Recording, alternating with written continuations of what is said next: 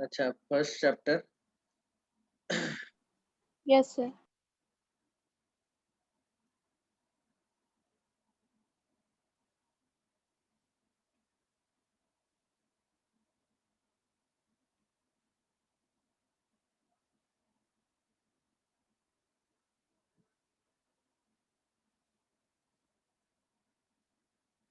Practice set 1.5 second question.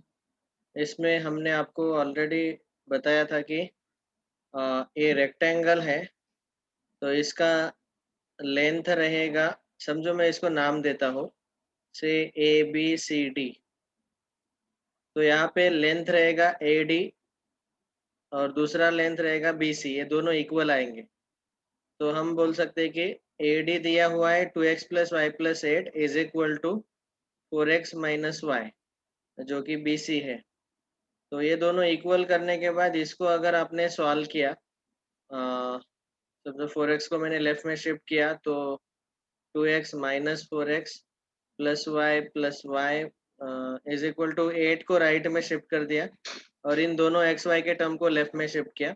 So -2x + 2y is equal to -8, 2 से divide करो तो आपको मिलेगा -x + y equal to -4, equation number 1। यहाँ पे हमने लेंथ इक्वेट कर दिया।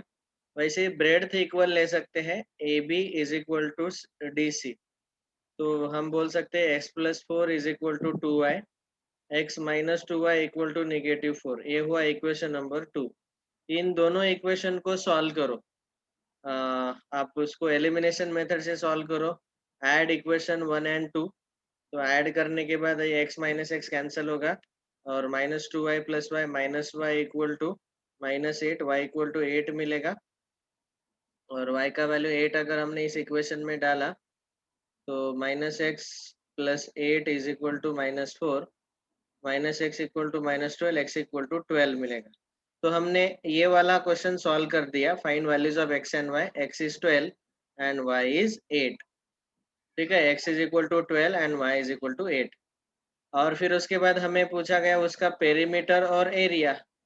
तो अभी आप इस रेक्टेंगल का लेंथ निकालो। Length is 4x - y। कोई भी एक लेंथ ले लो, या 2x + y + 8 ले लो, या 4x - y ले लो।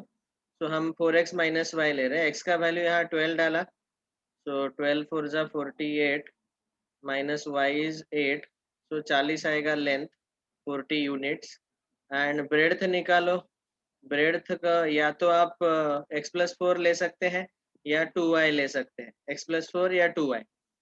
सो अगर मैंने 2y लिया तो 2 8 ज़ा 16 आएगा ब्रेड्थ। अभी पेरीमीटर मतलब आपको पता है 2 × L + B। यहाँ L और B का वैल्यू डाल दो। सो दैट इज 40 + 16, 56 2 ज़ा 112 यूनिट्स। इतना आएगा पेरीमीटर। और एरिया आएगा लेंथ इंटू ब्रेड्थ, 40 × 16, तो आ जाएगा 640 स्क्वायर यूनिट। समझ में आया? Yes, sir. इक्वेशन कैसे बनाए? Length equal to length, breadth equal to breadth. और वो इक्वेशन को सॉल्व करके XY फाइंड किया, फिर वहां से लेंथ और ब्रेड्थ फाइंड किया, और वहां से पेरीमीटर और एरिया फाइंड किया लेंथ ब्रेड्थ का यूज करके। Any other doubt? कल फर्स्ट चैप्टर के ऊपर टेस्ट रहेगा आप सबका, linear equation in 2 variable. Of course MCQ test रहेगा हमारे ऐप पे। टेस्ट असाइन हो जाएगा आपको 6 बजे, 6 to 8 के बीच में। आप कोई भी 1 घंटा टेस्ट सॉल्व कर लेना शाम को। कल शाम को क्लासेस नहीं रहेंगे। जो भी नए स्टूडेंट्स आए हैं उनके लिए बता रहा हूँ। और कल के सब्जेक्ट्स है maths and biology, sorry maths and chemistry. Maths का जैसे मैंने बताया, पहला चैप्टर है linear equations in 2 variables. And for biology you can ask biology teacher. Chemistry sir. Sorry chemistry. Sir examples book में से आएंगे क्या अलग? Sir. MCQ questions. पूरे MCQ के पूरे सर? प्रॉब्लम सेट के MCQ सॉल्व किए ना इस लेवल के? हाँ sir. अच्छा, एक चीज जो कि यहाँ one common solution, infinite solution, no solution, ये वाला एमसीक्यू जो है, इस टाइप का क्वेश्चन मुझे आज लेना है पहले क्वाड्रेटिक इक्वेशन कंप्लीट शुरू करने से पहले। ये आप भी ध्यान से सुनो, इस टाइप के क्वेश्चन कल के एग्जाम में रहेंगे।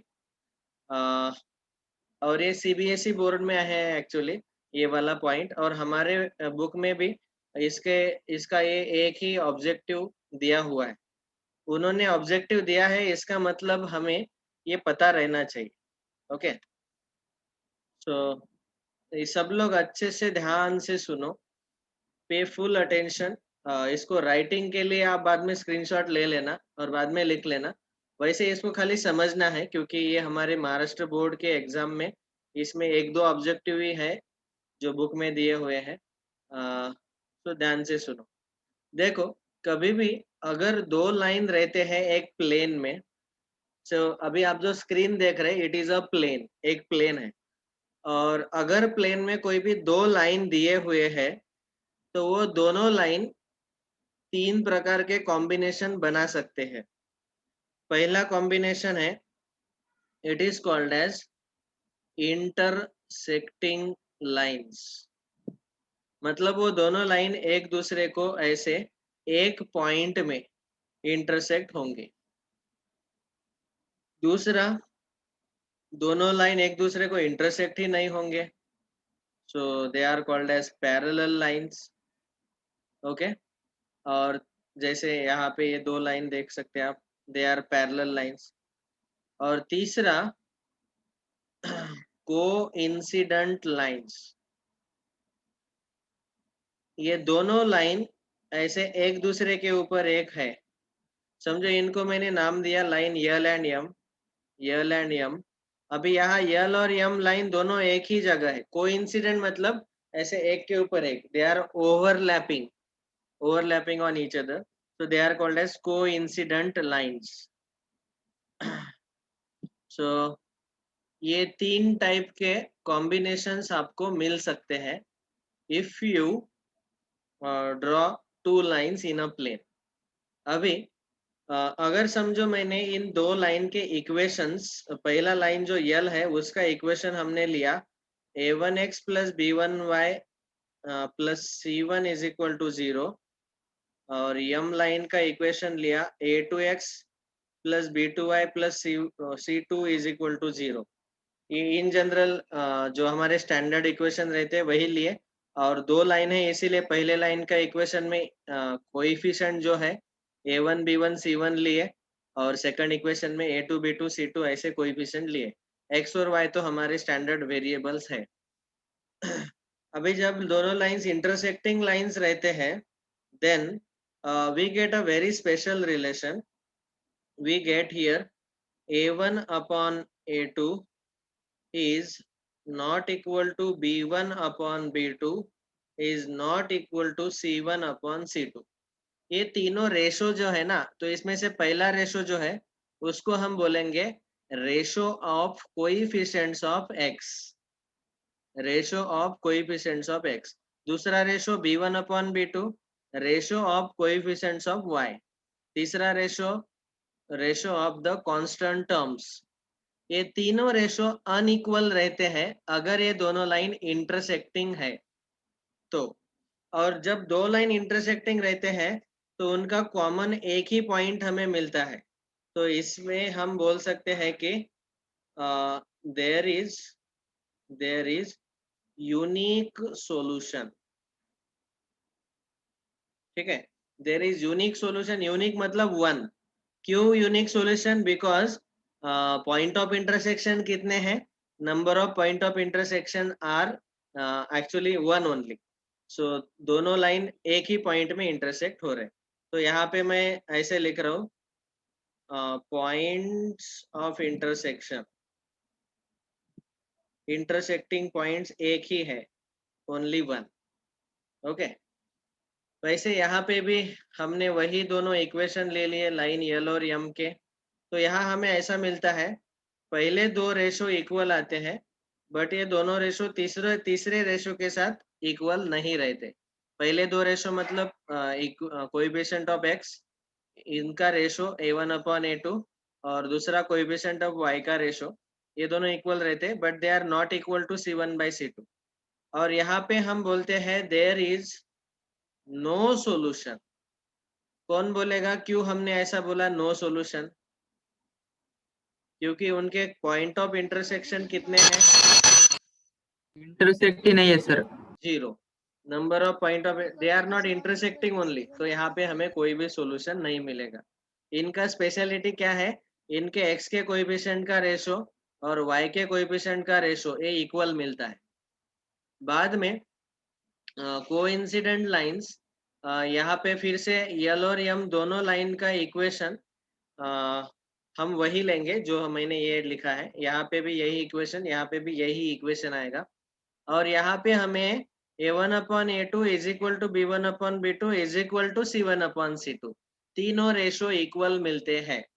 और फिर यहाँ हम बोलते हैं देयर आर इनफाइनाइट सॉल्यूशंस, क्योंकि ये दोनों लाइंस एक दूसरे को कितने सारे पॉइंट्स में इंटरसेक्ट हो रहे हैं? Infinite points. तो हम लिखेंगे पॉइंट्स ऑफ इंटरसेक्शन। कितने पॉइंट ऑफ इंटरसेक्शन है यहाँ पे? इनफाइनाइट। ठीक है, तो ये 3 केसेस आपको याद रखने हैं। अभी यहाँ पे ये जो ऑब्जेक्टिव पूछा गया क्वेश्चन नंबर 5 आपके बुक में,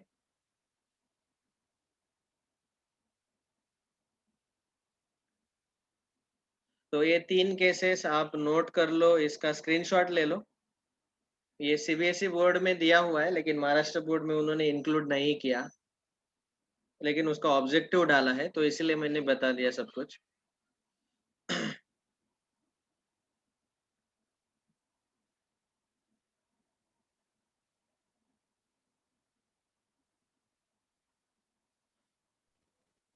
ओके, नाउ ये वाला क्वेश्चन हम अभी सॉल्व करेंगे। 5th क्वेश्चन जो है, अरे बीच में जगह नहीं, 1 मिनट।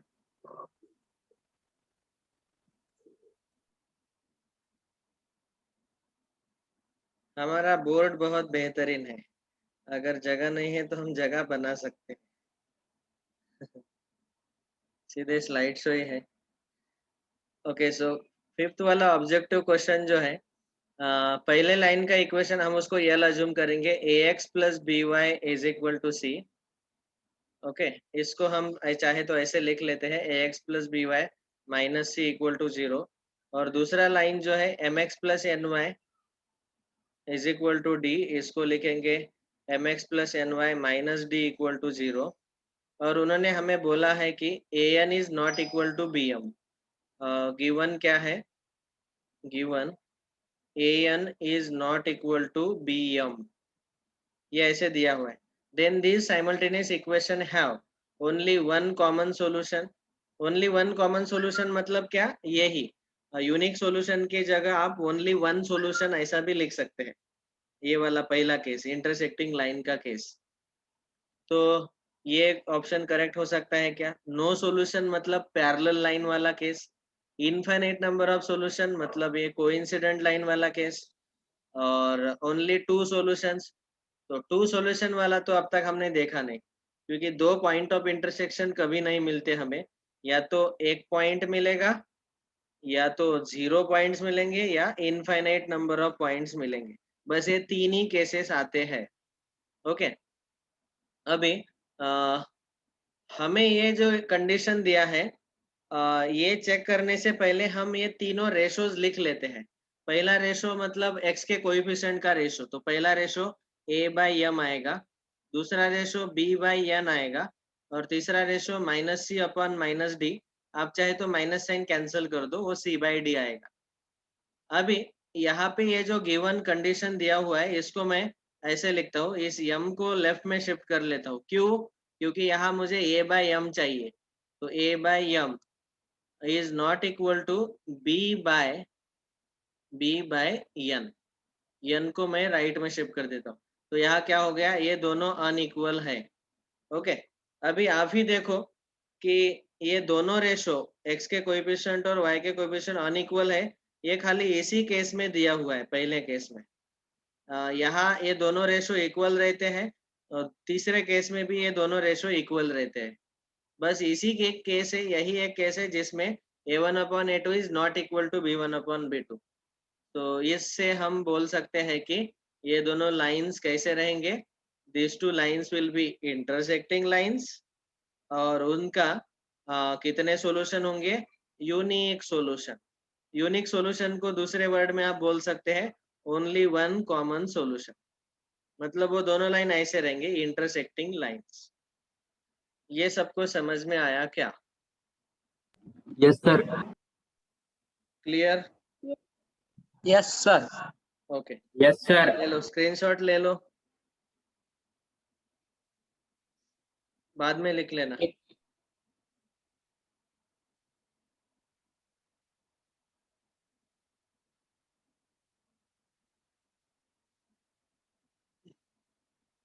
अभी याद रखना Completed. याद रखना बिल्कुल आसान है। कोइंसिडेंट लाइन के केस में इनफाइनाइट सॉल्यूशन आते हैं और तीनों रेशो इक्वल रहते हैं, और इंटरसेक्टिंग लाइन के केस में तीनों रेशो अनइक्वल रहते हैं।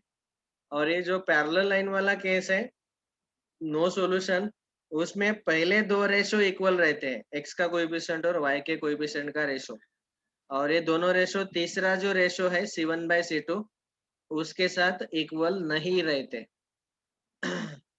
So it is very easy to remember also.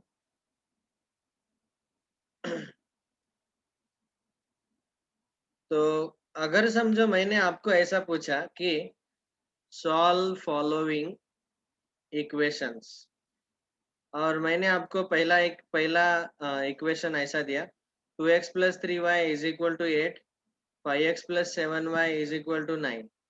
दूसरा ऐसे दिया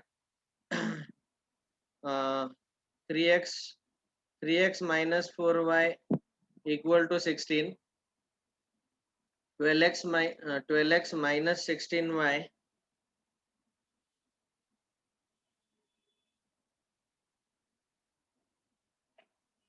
= 42, और तीसरा ऐसा दिया 4x + 7y = -10, 16x + 28y = -40।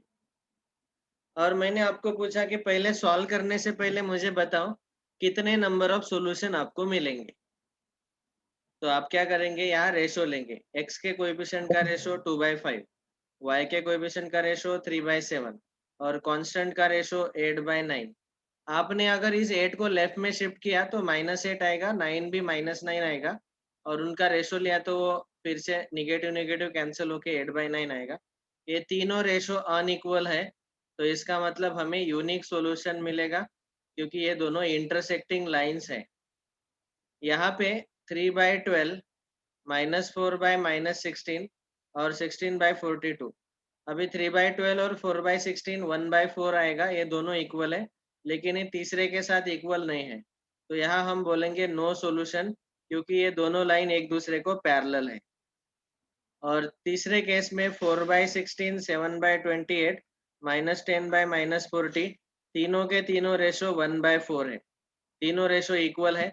तीनों रेशो इक्वल मतलब infinite solution and they are coincident line, दोनों लाइन ऐसे एक दूसरे के ऊपर एक आएंगे। तो ऐसे अगर आपको इक्वेशन दिए है तो पहले आपको पता करना पड़ेगा।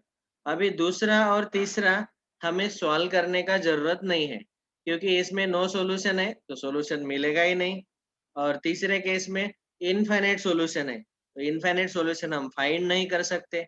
अगर यूनिक सॉल्यूशन का केस आता है तो फिर इसको आप कोई भी अपने चारों मेथड में से कोई भी एक मेथड से सॉल्व कर लेने का। हमारा क्वेश्चन क्या था, सॉल्व द फॉलोइंग इक्वेशन, तो हम खाली पहला क्वेश्चन सॉल्व करेंगे और दूसरे और तीसरे का कंक्लूजन इतना ही लिखना है, बस काफी है कि यहाँ नो सॉल्यूशन, यहाँ इनफाइनाइट सॉल्यूशन, इसी को आपको फुल मार्क्स मिलेंगे। अगर यूनिक सॉल्यूशन आता है तो फिर सॉल्व करो, हमारे जो 4 मेथड थे substitution, elimination, Cramer's rule etcetera. समझ में आया? अभी ऐसे क्वेश्चन बन सकते हैं, ये एनटीएससी में आता है, इसीलिए ये वाला पॉइंट मैंने लिया। हर साल एनटीएससी में इस टाइप का क्वेश्चन एक रहता है। Okay, so that was all about one remaining point. Quadratic equation chapter, let us come back to this. तो अभी हम डिस्कस कर रहे हैं methods to solve quadratic equation. Total 3 methods है।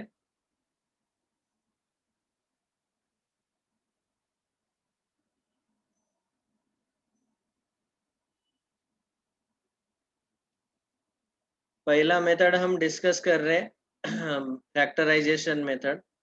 फैक्टराइजेशन मेथड में एकदम सिंपल कंसेप्ट आपको बताया था मैंने कि अगर एक quadratic equation ax² plus bx plus c is equal to 0 ऐसे दिया हुआ है, तो हमें x² का कोएफिशिएंट a और कांस्टेंट टर्म c, इन दोनों का पहले प्रोडक्ट लेना है। मल्टीप्लिकेशन a इंटू सी, कुछ तो आंसर आएगा। उसके ऐसे दो फैक्टर्स जिनका मल्टीप्लिकेशन प्रोडक्ट जो है वो a इंटू सी इतना आना चाहिए, और इन दोनों का एडिशन x का कोएफिशिएंट b इतना आना चाहिए। वहां पे आपको साइन का ख्याल रखना है। प्रोडक्ट पॉजिटिव नेगेटिव जो भी है, तो ए बी सी के वैल्यूज पहले आपको निकालने पड़ेंगे। उसमें से a इंटू सी वो पॉजिटिव नेगेटिव आता है क्या चेक करो पहले, और फिर वहां से ऐसे दो प्रॉपर फैक्टर निकालो जिनका प्रोडक्ट a इंटू सी इतना आएगा और एडिशन x का कोएफिशिएंट b इतना आना चाहिए। तो ऐसे हमने फिर यस्टरडे एक क्वेश्चन सॉल्व किया था, उसमें 54 आया था। 1 इंटू 54 के दो फैक्टर जिनका एडिशन नेगेटिव 15 है, तो वो -9 -6 आ गए। दोनों नेगेटिव क्यों आए? क्योंकि दोनों का एडिशन हमें पॉजिटिव सॉरी नेगेटिव चाहिए -15, और दोनों का प्रोडक्ट हमें पॉजिटिव चाहिए। तो आपको पता ही है कि प्रोडक्ट पॉजिटिव चाहिए तो दोनों फैक्टर पॉजिटिव होने चाहिए या दोनों निगेटिव होने चाहिए। लेकिन अगर एडिशन निगेटिव है तो इसका मतलब दोनों फैक्टर निगेटिव ही रहने चाहिए। ये आपको एडिशन में पता है कि दोनों निगेटिव नंबर का एडिशन निगेटिव आता है और दोनों निगेटिव का प्रोडक्ट पॉजिटिव आता है। तो इसलिए साइन कन्वेंशन आपको पता होना चाहिए। मैंने कल एक ही क्वेश्चन लिया था और बोला था कि बाकी के क्वेश्चन आप ट्राई करो। अभी बाकी के क्वेश्चन में आपने अगर ट्राई किया होगा सॉल्व करके, कुछ डाउट आया है तो पहले पूछ लो, क्योंकि डाउट वाले क्वेश्चन थोड़े डिफिकल्टी रहेंगे। और फिर मुझे जो बताना है एक्स्ट्रा चीज वो मैं बाद में बताऊंगा। यस, ये 12 क्वेश्चन में से किसी क्वेश्चन में किसी को कोई doubt? 6 sir. Okay, question number 6। so practice set 2.2, we are discussing doubts from it. Question number 6, इसके अलावा और कोई doubt? 8 8, yes,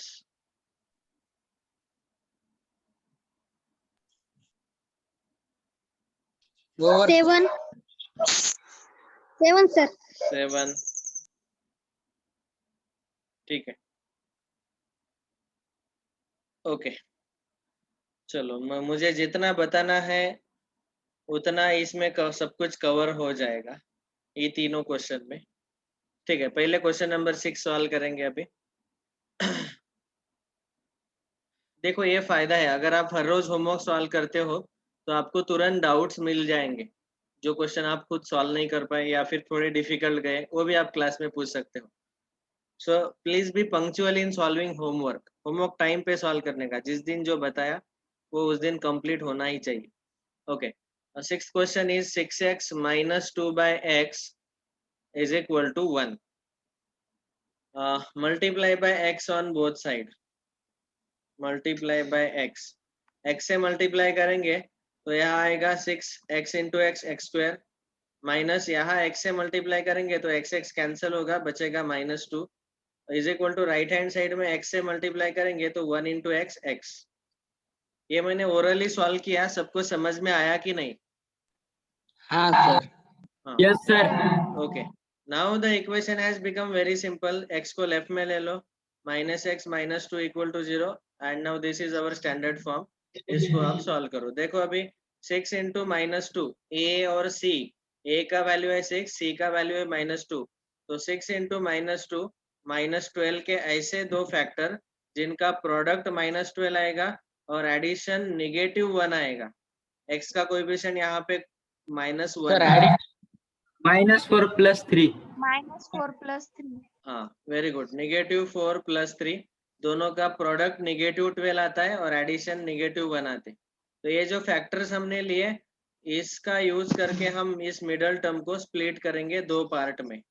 so we will write 6x² - 4x + 3x - 2 = 0। बाद में कॉमन ले लो, यहाँ पे आएगा 2x कॉमन, तो बचेगा 3x - 2 प्लस यहाँ 3x - 2 पहले से ही है तो 1 कॉमन आएगा। जनरली कॉमन लेते वक्त आप एक चीज याद ही रखो पक्का कि यहाँ दोनों ब्रैकेट में सेम फैक्टर आना चाहिए। फिर वो फैक्टर हम फिर से कॉमन लेंगे एक ब्रैकेट में 3x - 2 और दूसरे ब्रैकेट में यहाँ बचेगा 2x और यहाँ बचा है +1 = 0। अभी जैसे मैंने आपको कल बताया था कि दो ब्रैकेट का प्रोडक्ट अगर 0 है इसका मतलब मल्टीप्लिकेशन 0 कब आता है, या तो इसका मतलब पहला ब्रैकेट = 0 रहेगा और दूसरा ब्रैकेट 0 रहेगा, कोई एक 0 रह सकता है। 3x = 2 और 2x = -1, x = 2/3 और x = -1/2। Therefore 2/3, -1/2 are the roots of quadratic equation। ये दो हमारे आंसर्स है, ठीक है। सर हाँ बोलो। सर वहां पर हमने सब्ट्रैक्शन क्यों नहीं कहा सर? -12 का प्रोडक्ट, सॉरी सर, 6 और 2 का -12 प्रोडक्ट आता है तो सब्ट्रैक्शन क्यों नहीं बोला वहां इन फैक्टर्स का? No, we just have to take the addition of the factors, जो कि मिडल टर्म इतना आना चाहिए, -1 आना चाहिए। only addition sir। Only addition, not subtraction. Okay हाँ, ओनली एडिशन। सर हमने x² - 4x + 3x - 2 = 0 लिया, उसके बाद का स्टेप समझाओ ना थोड़ा सा ऊपर का। अच्छा, ये कॉमन लेना है। 6x² - 4x, इन दो टर्म से जब हम कॉमन निकालते हैं तो 6 को मैं लिख रहा हूँ 2 × 3 इंटू x² को लिखेंगे x × x माइनस 4x को हम लिखेंगे 4 को लिखेंगे 2 × 2 into x as it is. अभी आप देख सकते हैं दोनों में 2 कॉमन है और एक x कॉमन है, तो हमने ब्रैकेट के बाहर 2x कॉमन लिया, तो यहाँ बचा क्या, 3 और x बचा तो 3x माइनस बचा 2। समझ में आया? ये 2x बाहर है और अंदर 3x - 2। Is it clear? Yes yes sir। Yuvraj? Yes sir. हाँ, फिर यस सर। फिर बाद में 3x - 2 है, तो इसका ये ऑलरेडी 3x - 2 पहले से ही है। हमें यहाँ ब्रैकेट में जो फैक्टर मिला 3x - 2 यहाँ पे भी वही चाहिए, तो ऑलरेडी है, तो हमें अभी कॉमन निकालने का जरूरत ही नहीं है, तो इसको हम लिखेंगे 1 × 3x - 2, क्योंकि यहाँ 1 एक्स्ट्रा रहता है, उसके साथ 1 से मल्टीप्लाई करेंगे तो वही मिलेगा। तो हमने 1 कॉमन निकाला, 1 कॉमन हम हर बार निकाल सकते हैं। ओके, फिर उसके बाद यहाँ 3x - 2 कॉमन निकाला एक ब्रैकेट में और दूसरे ब्रैकेट में 2x + 1, लाइक दिस। ये स्टेप्स याद रखो आप। चलो नेक्स्ट, क्वेश्चन नंबर 7। लिखने को टाइम दो कि स्क्रीनशॉट लेंगे? स्क्रीनशॉट लेंगे सर। लिख लेना लेकिन बाद में, खाली स्क्रीनशॉट से मोबाइल मत भरो। चलो नेक्स्ट, क्वेश्चन नंबर 7। हाँ, ये स्पेशल क्वेश्चन है। इसमें ये ऐसे वाले क्वेश्चन में याद रखना है कि x² का कोएफिशिएंट और कांस्टेंट टर्म में रूट है, स्क्वायर रूट वाले टर्म है, तब उस पर्टिकुलर क्वेश्चन को हम कैसे सॉल्व करेंगे। तो √2x² + 7x + 5√2 = 0। अभी हमारा स्टैंडर्ड कंसेप्ट है कि x² का कोएफिशिएंट √2 इंटू कॉन्स्टेंट टर्म 5√2, इनका मल्टीप्लिकेशन ले लो, ये आ जाएगा √2 into √2 2 और 2 into 5 2 into 5 10 10 के ऐसे दो फैक्टर जिनका प्रोडक्ट जिनका मल्टीप्लिकेशन पॉजिटिव 10 आएगा और एडिशन 7 आएगा, सो दैट इज 5 2 प्लस जा। ओके, तो हम अभी इसको 7x को दो पार्ट में स्प्लिट करेंगे, 5x और 2x में, ठीक है। So we will write √2x² plus 7x को लिखा 5x plus 2x plus 5 √2 is equal to 0। Okay, 7x को हमने 5x 2x में लिख लिया। अभी यहाँ पे कॉमन निकालेंगे, तो बस यहाँ पे √2 दो टर्म में से कॉमन निकालने हैं हमें। √2 into x² प्लस 5x है, √2 into x plus 5 into x। यहाँ पे बस हम x ही कॉमन निकाल सकते हैं, ब्रैकेट में बचेगा √2x प्लस 5। तो यहाँ x कॉमन निकाला, ब्रैकेट में बचा √2x प्लस 5 प्लस यहाँ जो 2x प्लस 5 √2 है, यहाँ 2 को मैं लिख सकता हूँ √2 into √2। आपको पता है √2 into √2 2 आता है, x into x जो जैसे का वैसे ही 5 into √2। अभी यहाँ पे हम √2 कॉमन निकाल सकते हैं, तो ब्रैकेट में बचेगा √2x प्लस 5। √2 हमने कॉमन निकाला है, तो यहाँ √2 कॉमन निकालने के बाद √2x प्लस 5 इक्वल टू 0। ये कॉमन निकालना बस इम्पोर्टेंट है यहाँ पे, तो आपको 2 को √2 into √2 ऐसे लिखना जरूरी है। बस अभी एक ब्रैकेट में √2x प्लस 5 कॉमन आएगा, इनटू दूसरे ब्रैकेट में x प्लस √2, ठीक है। ये ब्रैकेट सेम था, उसको बाहर कॉमन लिया, यहाँ बचा x plus √2 is equal to 0। बस अभी ये प्रोडक्ट 0 है, तो इसका मतलब पहला ब्रैकेट 0 और दूसरा bracket 0। x is equal to मैं डायरेक्टली लिख रहा हूँ -5/√2 और x इज इक्वल टू -√2, ठीक है। बस हम बोलेंगे कि -5/√2 -√2 are the roots of quadratic equation. यहाँ कोई टेंशन लेने का जरूरत ही नहीं है, क्योंकि यहाँ दोनों रूट सेम है, तो प्रोडक्ट जो है वो रैशनल नंबर ही आता है, और वो जो रैशनल नंबर है उसके फैक्टर्स हम इजीली निकाल सकते हैं। जनरली वो होल नंबर ही आता है प्रोडक्ट। बस एक चीज आपको याद रखना है, ये वाला कॉमन लेते वक्त अंडर रूट में लिखना पड़ सकता है कभी कभी। Is it clear to everyone? Yes yes sir. Sir. Sir किसी को नहीं समझा ऐसा है क्या? ठीक है, no sir. Next question number 8 देखते हैं, टाइम खत्म होने जा रहा है। अच्छा ठीक है, 8 का मैं हिंट तो बता देता हूँ कम से कम। यहाँ पे खाली मिडल टर्म में अंडर रूट वाला टर्म है। पिछले क्वेश्चन में यहाँ और यहाँ दोनों रूट थे, तो अभी यहाँ इसका स्पेशलिटी कि मिडल टर्म में अंडर रूट है। तो फिर ऐसे वाले क्वेश्चन को सॉल्व करते वक्त हम क्या करेंगे, यहाँ पे आप देखो 3 और 2, 3 into 2 6 के ऐसे दो फैक्टर जिनका एडिशन -2√6 आना चाहिए। जैसे ही मिडल टर्म में आपको अंडर रूट में कोई नंबर दिखता है, तो यहाँ इन दोनों फैक्टर में वो फैक्टर वो जो √6 है वो लिख देने का। यहाँ पे अगर √3 रहता तो दोनों फैक्टर में √3 लिख डालो। अभी इन दोनों का प्रोडक्ट 6 आ रहा है, अभी इन दोनों का एडिशन -2√2 चाहिए, इसीलिए इनको हमें माइनस साइन लगाने पड़ेंगे। कभी कभी हमें इसके साथ कोएफिशिएंट जोड़ने पड़ते हैं, 2√6 और 5√6, ताकि हमें यहाँ पे अगर 7√6 दिया है तो वो एडिशन उतना आना चाहिए, और इन दोनों का प्रोडक्ट आएगा 60।